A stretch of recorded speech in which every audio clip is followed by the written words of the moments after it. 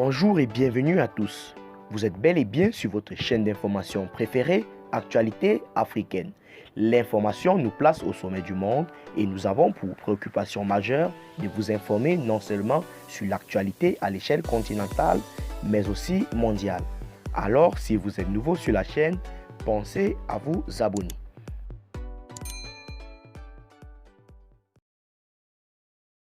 C'est vraiment chaud au Mali, très chaud. Force, n'est-ce pas, de constater que l'ampleur, n'est-ce pas, du terrorisme continue de faire ses preuves dans le continent malien. Et la question que nous nous posons jusqu'ici, c'est de savoir si, malgré les multiples interventions des forces armées maliennes, qu'en serait-il de l'avenir du Mali? Alors, ce matin, ce qui est au centre de notre petit débat est cette information selon laquelle certains djihadistes, n'est-ce pas, ont rompu le silence et ont averti directement Assimi Goïta. En réalité, à la suite de la triple attaque de position des forces maliennes dans plusieurs localités du nord et du centre du pays, un groupe djihadiste revendique des attaques et avertit également que d'autres actions du même genre sont imminentes.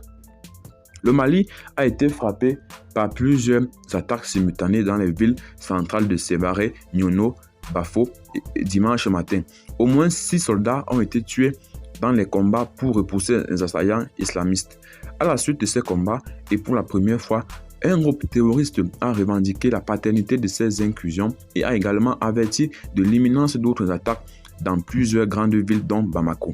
Ce dimanche, les Moudjahidines de la Katiba de Massina ont frappé ce matin 3 camps des femmes, 3 grands que Dieu a frappé avec force à travers les Moudjahidines, a indiqué également le groupe terroriste dans un message audio dimanche. Quelques heures après les attaques dans le centre du Mali, dans le camp de Sévaré, les Moudjahidines sont rentrés et ont frappé le camp de Ségou, Bafo et le camp de Nioro, assurent également les djihadistes. Le groupe, dans sa revendication, explique que nous avons frappé ces camps au même moment avec un intervalle de 5 minutes entre les attaques. Dieu nous a aidés, le drapeau de l'islam est porté haut. Nous avons détruit les mécréants et sont morts. Leurs matériels sont détruits, des camps ont été détruits. On leur a causé des dommages et des dégâts matériels.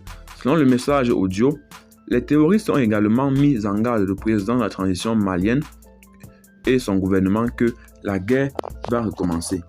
Nous disons à Assimi Goïta et à ses hommes de se préparer. C'est maintenant que la guerre va commencer. C'est maintenant que nous nous préparons pour le combat, a indiqué la Katiba de l'Amika. Nous avons également placé nos éléments dans toutes les grandes villes, même à Bamako. Nos gens sont arrivés là-bas. Nous avons fini de placer nos hommes. Préparez-vous pour les combats. Réunissez tous vos moyens pour les vrais combats. C'est notre premier communiqué pour les musulmans pour vous dire avec joie nos frappes de ce matin. Dans les prochains moments, vous aurez des détails des attaques et des actions futures.